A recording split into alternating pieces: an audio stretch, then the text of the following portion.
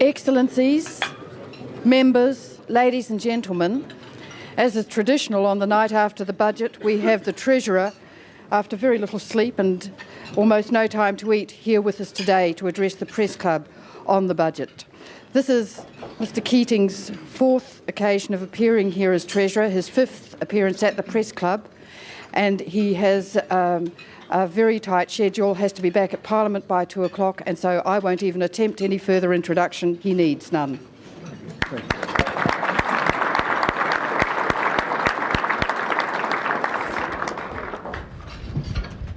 Well, thank you very much, Gay. It's so nice to be back. And I always have taken to heart Arthur Call's advice. He said the secret of success in this game is to come early and keep coming back. And I'm going to try and do that. It's really the sixth budget I want to be here for. It's 40 years since a federal Labor government has brought down a budget on 4 successive occasions, and I'm honoured to have been the Labor Treasurer to have done so. The Conservative parties have had a good run at government in this country, but rarely have they addressed the underlying economic issues. In fact, many of the difficulties we face today can be attributed to the misguided all-round protectionism championed by the Conservatives during the long period of the easy growth days of post-war government. Government these days is a much harder task. The achievement of long-term growth and economic security has become much harder. All the more reason why we must work hard at it, think ahead, and make changes that correct the fundamental imbalances in the economy. More so than any post-war Australian government, that is what this government has done. As one newspaper observed this morning, this budget starts from the assumption that the fundamental settings are in place. We have reformed the tax system, brought about massive financial reform, through the Accord realigned the wage and profit shares to realistic levels, and have pulled down the large public sector deficits that have been inhibiting economic advancement. And of all of our changes, the float of the Australian dollar has been the most fundamental.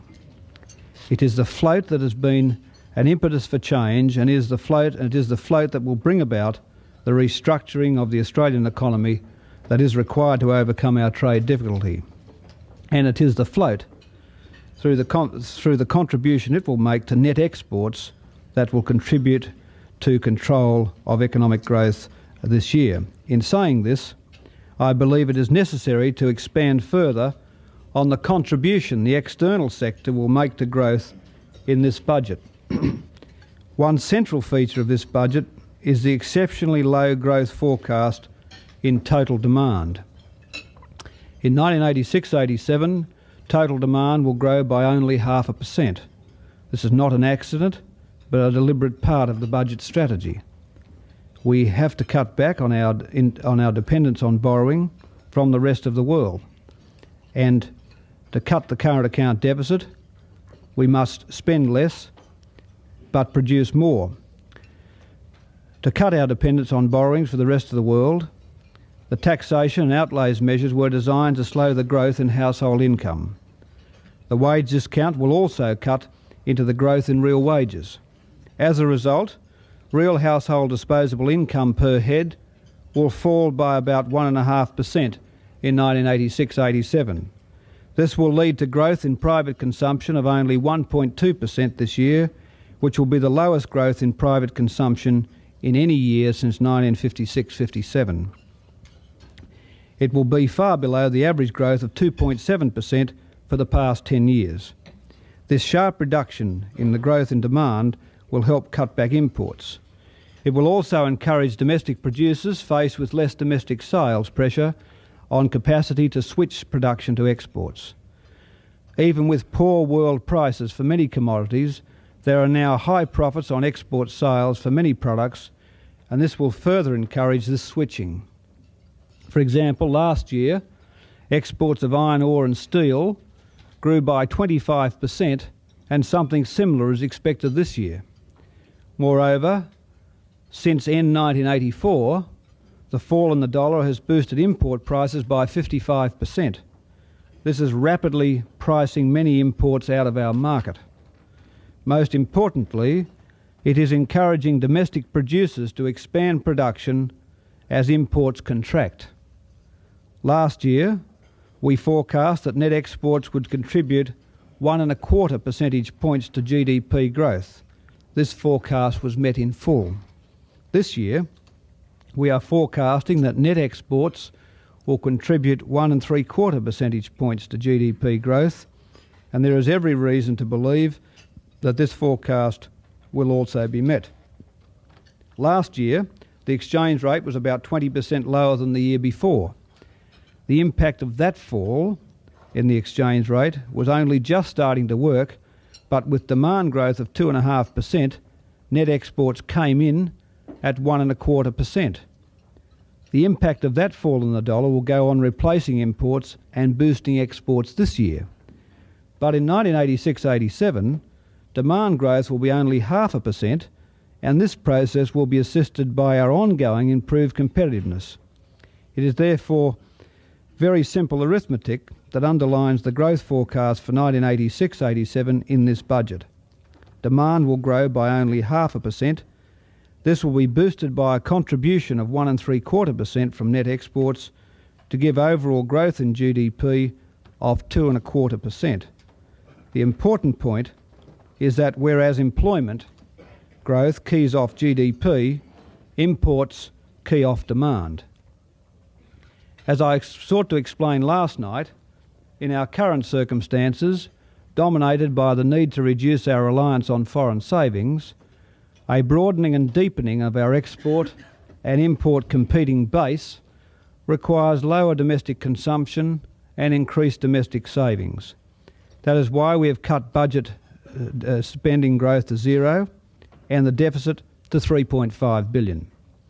In fact, in some respects, a zero real increase in spending reflects a firmer constraint on private consumption than might be otherwise thought at first sight.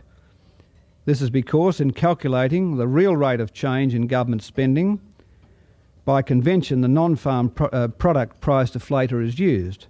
This deflator is estimated to be 6.9%, a full point lower than our consumer price index forecast. In other words, in comparison with the consumer price index, there is a real fall in government outlays. This comparison may provide a better guide to the impact on private consumption in the cut in outlays, because in the present circumstances the CPI is probably a better measure of government spending patterns than the non-farm product deflator. The deflator measures price rises of Australia's domestic production. Consequently, it takes account of the reduced prices we are receiving for our export commodities, and it excludes any measure of the increased prices we are paying for imports. Government spending transfers to individuals are obviously mainly spent on consumption. As a result, a comparison of nominal outlays growth and the consumer price index is a useful indicator of expenditure restraint. As you'll recall, I described last night how the starting point deficit for the budget process was $7.5 billion. When the government sat down in late May and early June in advance of the Prime Minister's address to the nation, we faced a deficit of around $7.5 billion.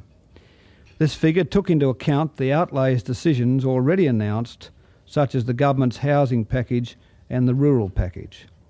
It also took into account the deferral of the tax cuts, which we indicated at the time could extend to 1 December. From that $7.5 billion figure, we have cut $4 billion to bring the deficit to $3.5 billion.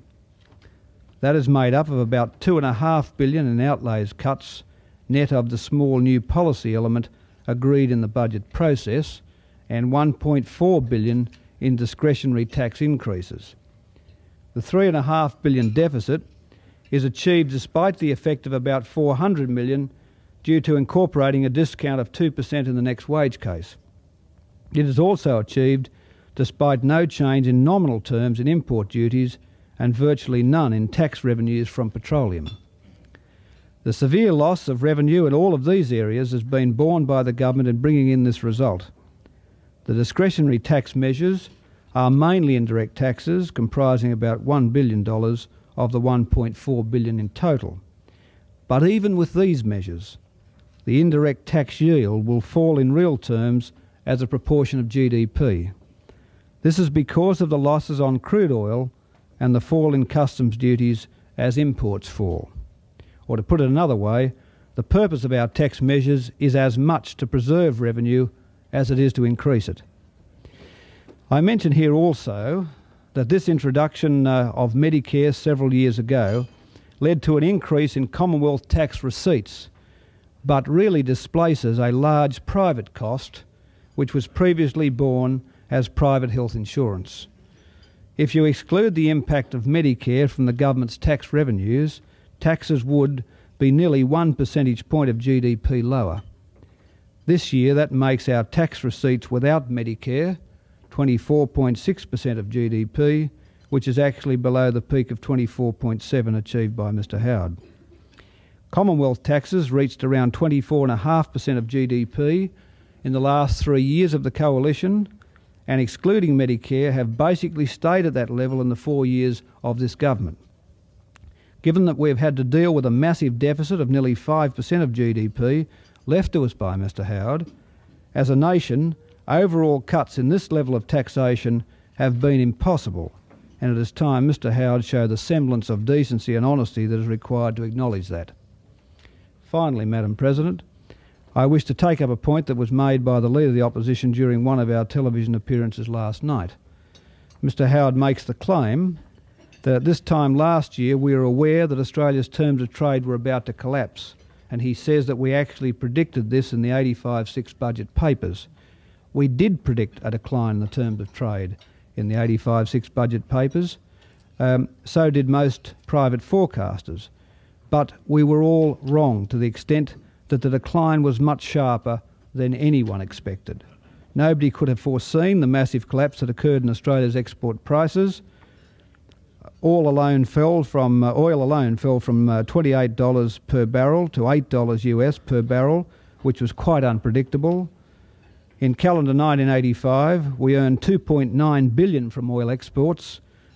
This June quarter, our exports from oil were running at an annual rate of only $700 million, from $2.9 billion to $700 million. So let me put the facts straight. In the 1985-6 budget, we forecast a decline in the terms of trade in year average terms of just under 5%, but only 1% between June quarter 85 and June quarter 86. In the event, the outcome was much worse. In year average terms, last financial year, the terms of trade fell 10.1%, and from the June quarter to the June quarter, they fell 11%. The greater than expected decline in the terms of trade, that is the extra 5% decline in the terms of trade, directly contributed $2.5 billion to the current account deficit. In other words, the current account deficit came in at approximately $3 billion above estimate, $2.5 billion of which was attributable to the terms of trade falling by an even greater extent than we quite reasonably expected at this time last year.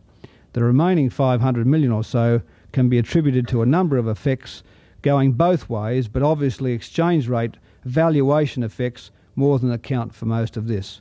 All of this means Mr Howard's point is of course a complete furphy. Thank you very much for the opportunity of addressing you.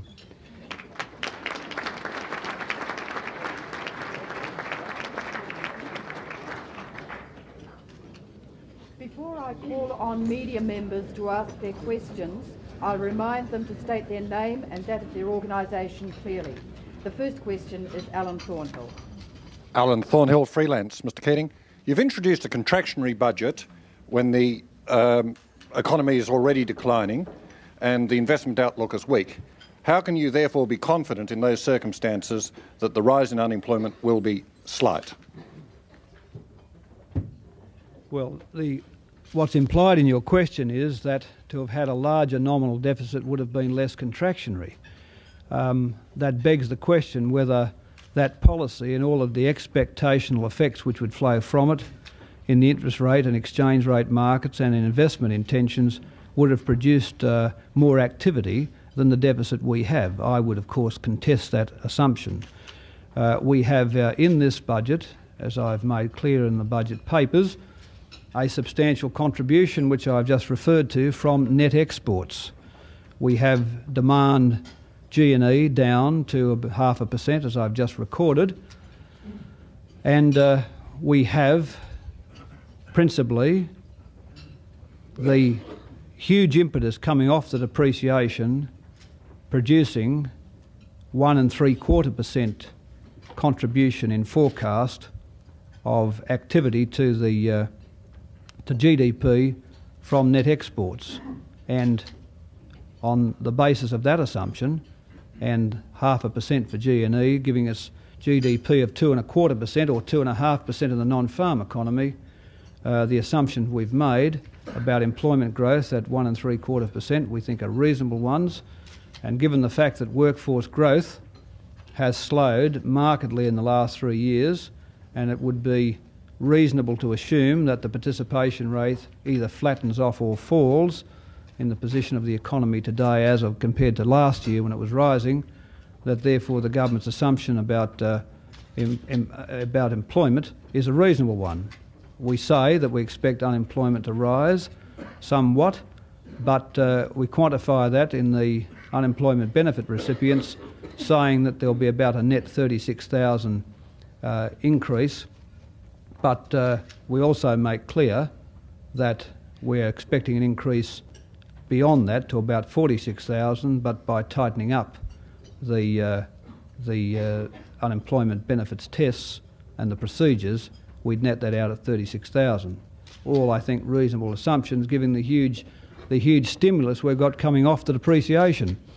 I've made the point in my address to you that we forecast and actually achieved in the national accounts 1.25 percentage points of growth from net exports in the last financial year.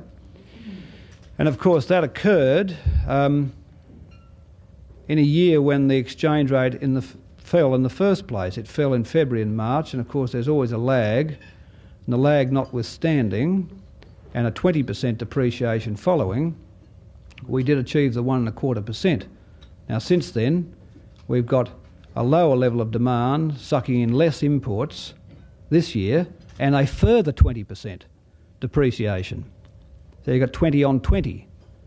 And I think it's a reasonable assumption to believe that if we got 1.25 percentage points off net exports last year, that 1.75 percentage points with the second 20% depreciation building on the first, and now some time down the road from the depreciation of March 1985, that those factors and that huge impetus coming from the depreciation is a reasonable quantification at that contribution to GDP. Robin Uglow from Capital 7, Mr Treasurer.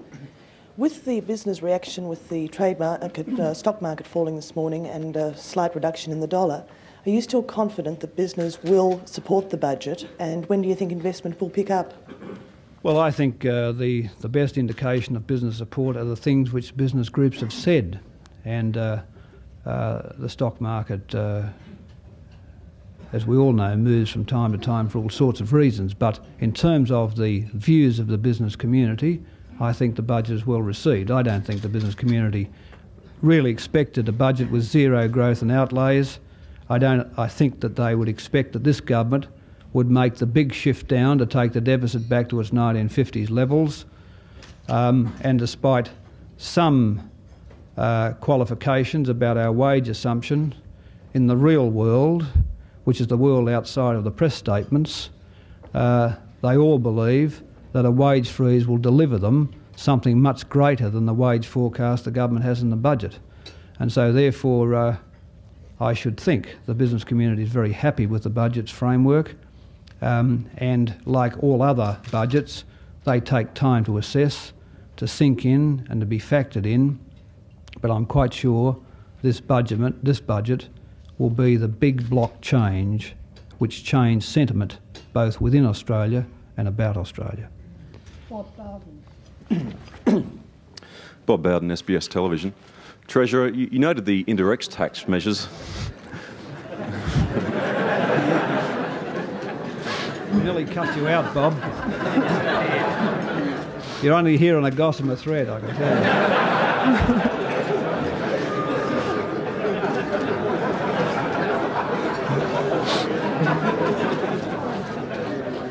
You noted the indirect tax measures, Treasurer, were designed to preserve as much as enhance revenue, but nevertheless the budget has seen a steady expansion of indirect tax. Yeah.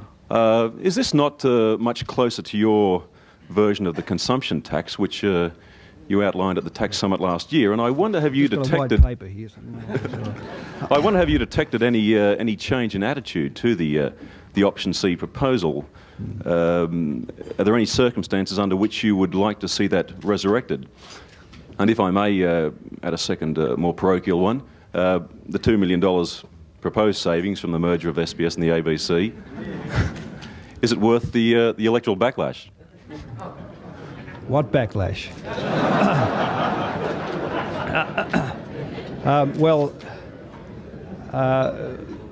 Let me deal with the first question first. It is a fact of our history that the taxation of petroleum in this country arose from the increase in crude oil prices and the low historic costs of producing oil efficiently from the big offshore pools of Bass Strait, and that's where the crude oil levy came from. If we had been dependent upon oil from other sources outside of Australia, I'm quite certain that Australian petroleum taxation would have been reflected more in refined product excises. As it is, we've already had some of that, but we've been particularly vulnerable to a loss of income from both crude oil receipts from the falling crude oil prices via the levy, and also the higher cost of now secondary recovery and what were, of course, the great gushers off Gippsland. And all of that has meant that we are seeing the Commonwealth's excise base seriously eroded in the area of petroleum. Now, I think the question the public has to address is, do they think it is reasonable that any major source of taxation revenue available to a government underpinning a certain level of government outlays ought to be able to evaporate like that? Or is it reasonable in the balance of the tax bases to keep the indirect tax base at least up there in nominal terms? Now, we've sought to do that, as I said in the speech, as much to preserve that revenue by lifting petroleum back to the point where I think the excises as a group contribute about 3% in nominal terms growth over last year. And that, I think, is particularly important. But again, I make the point that the tax cost of the budget is offset by the tax cuts of December at an annual cost of $2.5 billion, and then 7 months later, $4.5 billion. So that there is a substantial, the 49% top rate, the 40 rate, is not a government promise. It will be the law of this country in a couple of weeks. The bills have already been introduced, and I think that has to be understood as well. But as far as indirect taxation is concerned, there obviously has to be the preservation of our existing indirect tax base. Whether in the final analysis Australia moves to a consumption tax really begs the question of whether there is enough public support for it, whether in the circumstances of an incomes policy having to cope with a succession of depreciations and a collapse in the terms of trade, one's asking too much to weight up discounts to the system from an indirect tax change of that order of magnitude. I would think for the moment it is, and that's why it's not on my agenda. SBS? Well, as I said, I don't see why the SBS is continuing to grow, and you've got two parallel organisations there. We think there is a virtue in having the two organisations operated by the ABC. It can still fulfil its specialist function, the specialist charter given to it, when it was established. I don't see any problem with that. And therefore I don't see much cause for any legitimate complaint about the amalgamation. Ian Davis.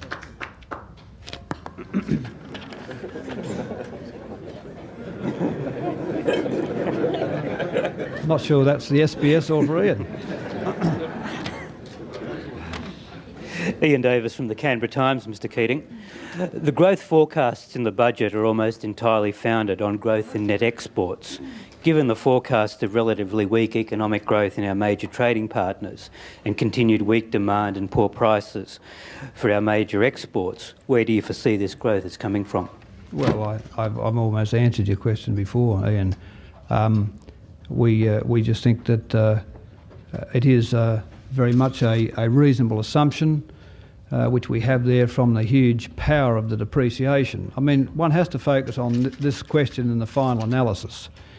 If a 40% odd, or depending which currency you measure yourself against, depreciation doesn't change net exports in this country, the country will not be restructured.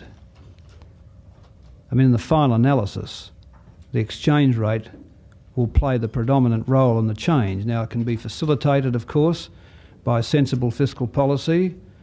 It can be facilitated by complementary wage outcomes, but there has to be a switching from imports to import competing and export product. And we think that appreciation of this order of magnitude can induce that kind of switching. Now, as far as the rest of the world is concerned, we have in this budget built in an assumption of a further 8% decline in the terms of trade. So there's no rosy assumption there. We're not saying that everything's going to turn up tomorrow, and also we're relying on the assumptions, I think from memory, for growth in the OECD countries or the OECD area of about 2.5% for the coming year, both reasonable assumptions. But the fact is, Australia is now supra-competitive.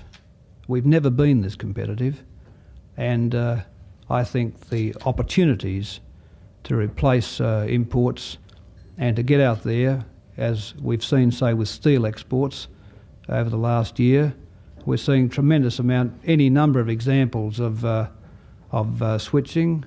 I'm even told by the Brothers Farmer they're not importing any more imported wines. And that even down to that, even down to the table, if you like, that we are seeing the benefit of this change in the economy. So therefore, I think the growth forecasts are just entirely reasonable. Michelle Grattan. Michelle Grattan of The Age. Two brief questions, Mr Keating. Can you tell us the assumed unemployment rate on which your estimate of 595,000 people on the dole is based? If you can't give us this rate, why not? And secondly, the rise in indirect tax will add about 0.5 percentage point to the CPI. Can we assume that you'll be seeking discounting from the Commission for this? Well, let me deal with the first question. We have not published an unemployment assumption or a forecast. I don't think we did last year or the year before that. We always, in terms of the budget, publish unemployment benefit recipients.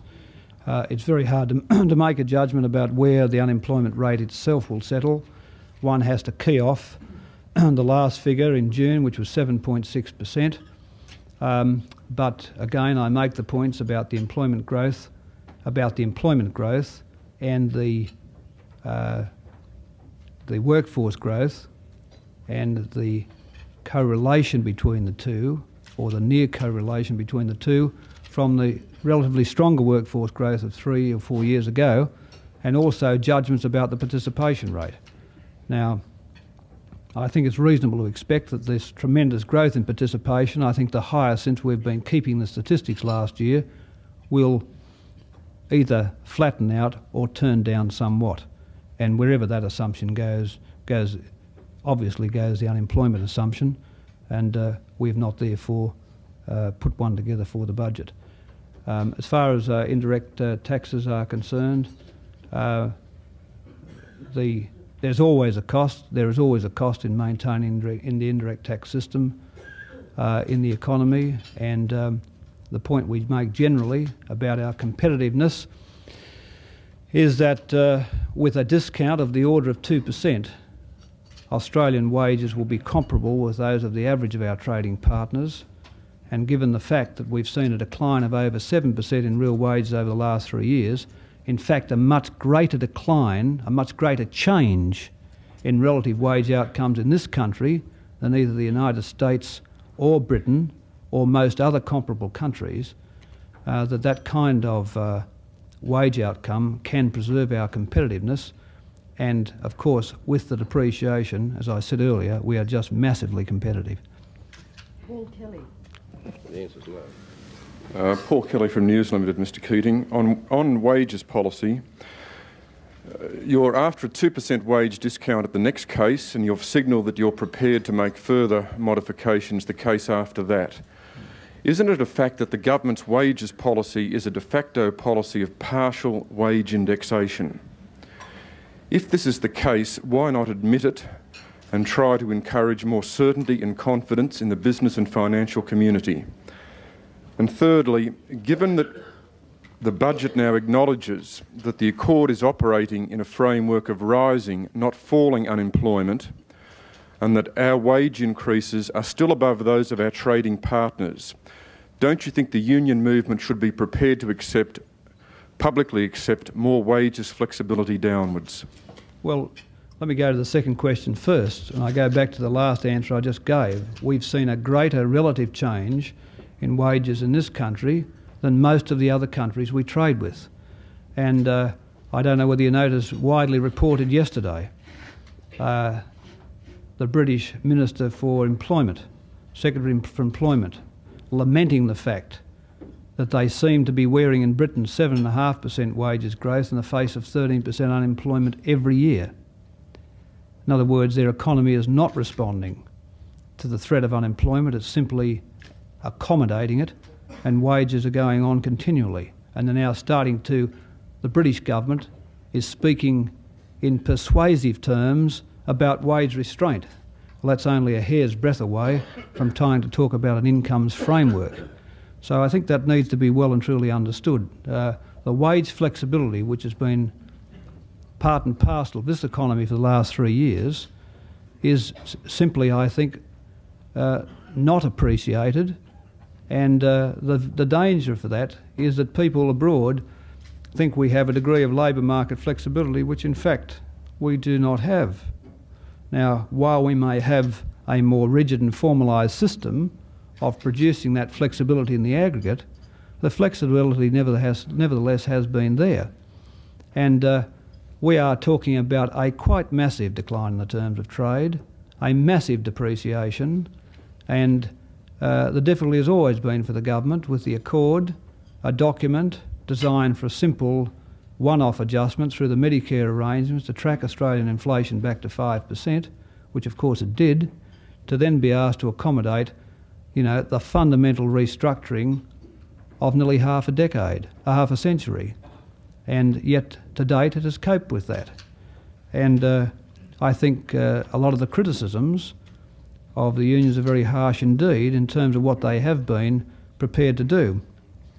In terms of your question about indexation and partial indexation, that implies a formality which really isn't there. It may happen to be that in a succession of cases, those cases have coincided with either terms of trade or depreciation changes, which will require the government seeking less than indexation. But that's more coincidental than it is part of any concerted policy. And that's why I think the ACTU makes the point, as Simon Crean was making last night, that wages came in at 5.9% for average weekly earnings for last year, well under the budget assumptions, because the outcomes were better than those being forecast even by the government. And that outcome, of course, was facilitated by the ACTU itself. So I don't think we ought to be trying to straitjacket the government into any policy which implies a continuing basis of wage reductions, except to say that the government believes that where those wage reductions need to take place to maintain Australian competitiveness, they ought to take place in this case, in the next case, and in the following case if needs be. Jeff Kidney, National Times on Sunday, Mr Keating. The budget was pretty tough on federal spending, but the real horror is likely to be in the state budgets, which are certain to have to increase state taxes and charges.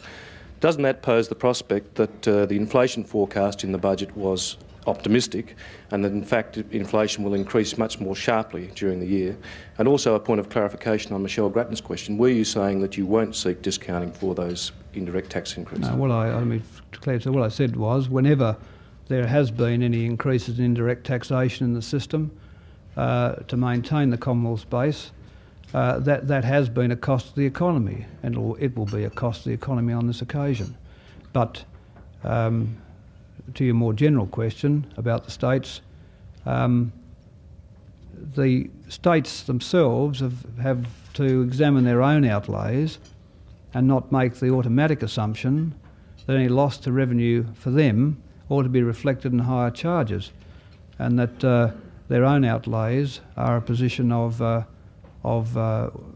to be a position of examination for them. And I don't think we ought to be begging the question or automatically assuming that it's going to pour over into charges. Many charges have already been increased flowing from the Premier's conference, and those of course have been factored into the forecast, and I think I'd need to check the point. We've factored in some other assumptions about further movements there, but again we have enjoined the Premiers to look at their outlays so that the whole point of pulling down Commonwealth payments to the states and the public sector borrowing requirement is to actually reduce the level of state government activity. It's not about how they pay for it. We want them to actually reduce it. And we've seen a tremendous growth in public sector services through the 70s, and that growth is now at an end, ought to have been at an end, and if it were not for Malcolm Fraser's totally irresponsible policy of opening the floodgates at the Premier's conference for the so-called infrastructure program, which I think he thought about 2 hours before he walked in, we would not have had these burgeoning public sector debts of the states, and the attempts by this government through the global limits to try and get that genie back into the bottle. But we've made it clear to the states that we mean business, and we are not having them allowing this growth in their outlays, and we'll keep on their backs about it. Mike Steketee. Mike Steketee, Sydney Morning Herald. Just to pursue the wages question, could you tell us what the 2% figure for the wage discount which you regard as appropriate is based on in terms of a calculation, whether it's a calculation of the price, the further price effect of the depreciation or further decline in the terms of trade, or simply just an estimate of what the traffic will bear? And just to pursue perhaps for the third time the Michelle Grattan question, can we assume from what you're saying that you won't be seeking to discount for the effect of the indirect tax? Well, I've given it to you 3 times, or maybe 2 times. I suppose I've got to give it to you a third. But on the first question, look, we've got a 4% case coming up. A 2% discount maintains our competitiveness with our trading partners, and when one looks at the depreciation which we had last year of the same order of magnitude as this year, we affected then and argued for a 2% discount in the April case. So in terms of both what ought to be done and also the point you make, by implication what the traffic will bear, is a very important point, of course. It is the point. And I'm not sure you implied that it was the point, but it is the point. And if we were to go for a 4% discount or a wage freeze, well, I've got no doubt that the unions just won't be interested in the next case at all. and would move forthwith to recover their place in the market. And some would and some wouldn't. But we had, I think, 8 1/4 days of collective bargaining about 4 weeks ago, and it was almost 8 1/4 days too much for the people who've argued for it. And the interesting thing is you keep getting this view from people that they are opposed to centralised wage fixing, they are opposed to any notion of national wage adjustments, they argue for collective bargaining, and then instantly champion a wage freeze, the most centralised outcome of all, whenever they see a need for a wages adjustment. Now, it's either one thing or another, and I'm quite certain that there is no confidence out there by the people that have to manage businesses that in a decentralised system, even with economic growth slowing, that they'd like to be at the cutting edge of an ACTU campaign.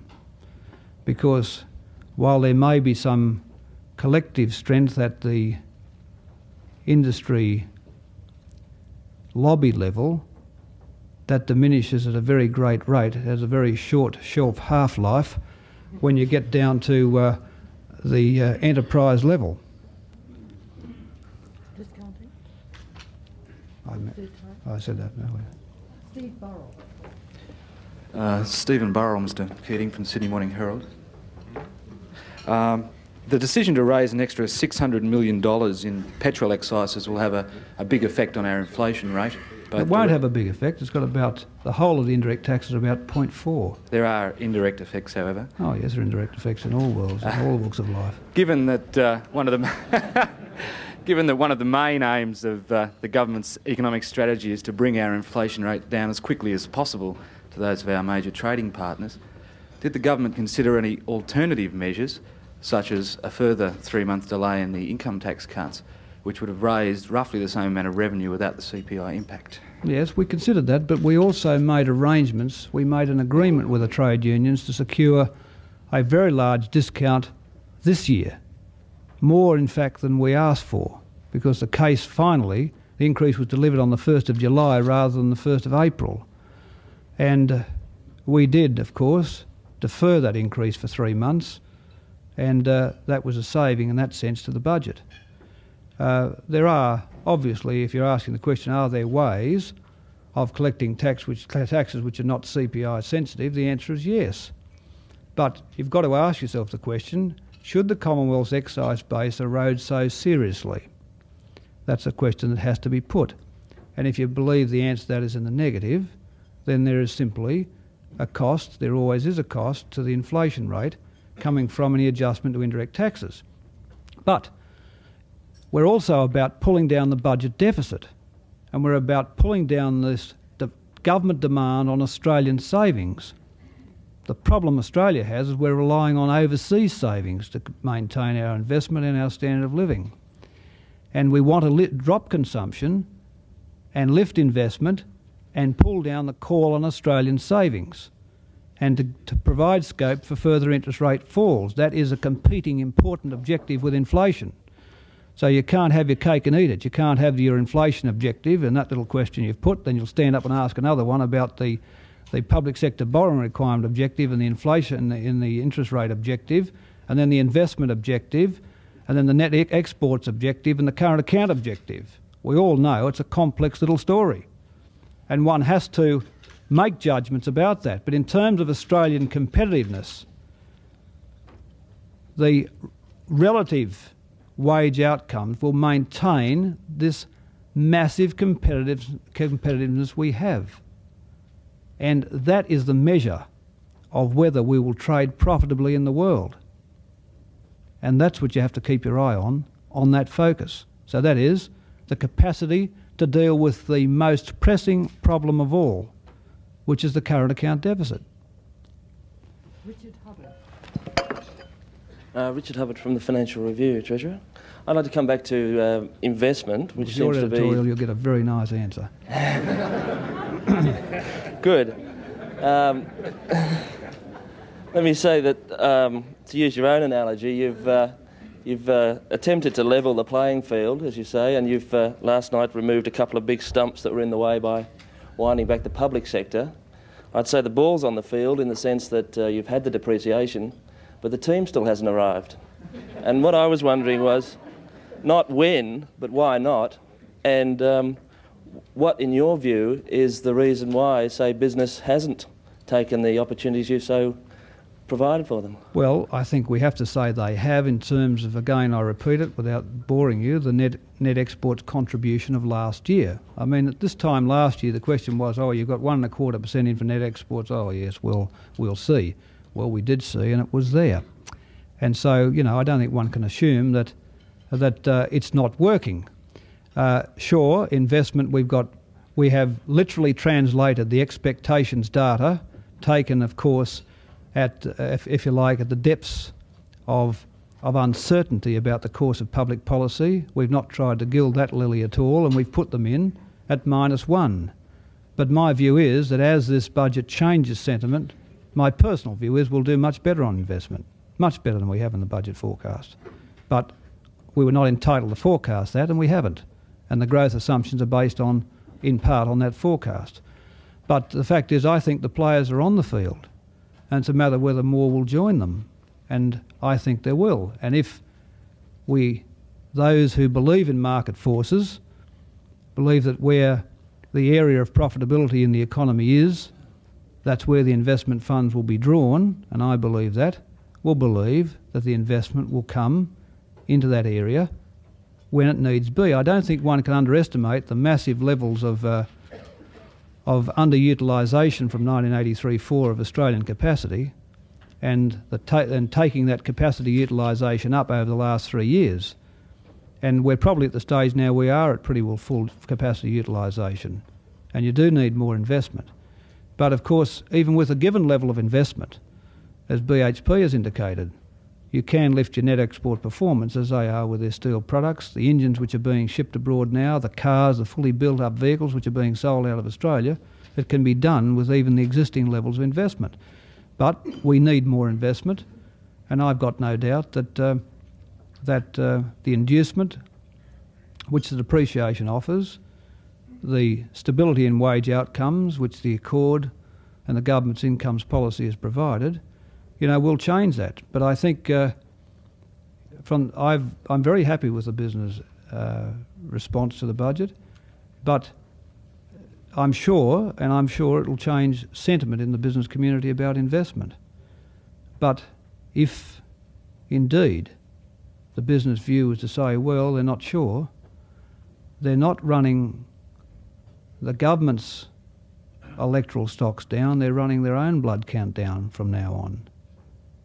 Governments can't keep producing these massive changes. And in the final analysis, Australia will have to be an entrepreneurial society. And if we've created the conditions for that entrepreneurship by changing the fundamentals, we ought to expect the appropriate response. Ross Dunn from the Sydney Morning Herald, Mr Keating. I refer to the recent article in the National Times concerning your relationship with Warren Anderson, and I ask you, when did you first become aware that Mr Anderson was under investigation by the Tax Office, and is it proper for the Treasurer to continue to have a relationship with a person under investigation for tax matters until that investigation is resolved? Yes, well, you see, I thought the Sydney Morning Herald could grasp the sense of occasion about the national economy and the budget, but apparently not. Apparently this seems to be a disease of the Fairfax organisation. And I only make the obvious point that I'm not privy to any taxpayers' affairs. That's a matter for the Tax Commissioner. And therefore, I think the implication in your question is one which probably is, by implication, a slight upon the taxpayer you mentioned, whose tax affairs I am totally unaware of. Rob Hadler. Mr Keating, Robert Hadler from The Australian. Will there be an increase, significant increase in growth in the September quarter, following the last 3 quarters of negative real growth? And will that be sufficient to make the appropriate contribution to the budget forecast? Well, I can't, from memory, remember the through-the-year quarterly forecasts of growth which are underlie the budget assumptions, except I've defended to you the 2.25% for GDP and the 2.5% for non-farm. The through-the-year numbers I've got available here, but I haven't got them at my fingertips. Bruce Jones. Bruce Jones, AAP, Mr Keating. Was the decision to lift the ban on uranium sales to France based mainly on the estimated budget saving? Was the Minister for Foreign Affairs consulted about the foreign policy implications? And is the government, or will the government, consider rescinding the decision, given the cross-factional opposition to it within the government? No. This is a decision made by the cabinet. The point of the policy was to deter atomic testing by France in the Pacific. It has not done that. It was supposed to be a penalty upon France. It in fact has become a windfall, as they've been able to secure product at lower prices on the spot market. The penalty has really been upon the Australian budget because we're compensating the companies involved. And the Cabinet came to the conclusion that as the objective was not being realised and the pursuit of the policy was therefore on a continuing basis irrational, it decided to terminate it and make the savings to the budget. He's a member of the Cabinet. In view of question time in another place, the next will be the last question from Ian Pemberton. Ian Pemberton, AAP. Mr Keating, do you believe the foreign exchange market will give the government's revised budget wages strategy enough time to work? And furthermore, will the government allow the dollar to free fall if the foreign exchange market rejects this strategy in the medium term? I suppose you've tried to think of a couple of $64 questions there, Ian, and good luck for trying. I don't look. I'm not going to make any forecasts about the dollar or the foreign exchange market. You know my views about these things. Australia has had a very large terms of trade collapse. The market always has trouble reading these decisions, reading these outcomes and making the appropriate adjustments. In the final analysis, the fundamentals will determine where the Australian dollar goes. What the government has always been about is shifting the fundamentals, and that takes time and it's laborious. And in this case, it's taken the government 4 or 5 months of cabinet activity to make this change in fiscal policy. But that will be factored in around the world and in this market here. And I can only assume that the rational capability of the market will put the appropriate weights on the quality of the policy changes. Thank you.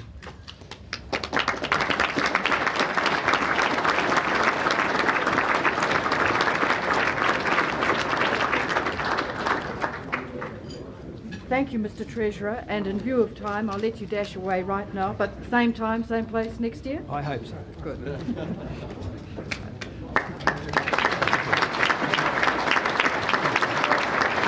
Thanks, Paul.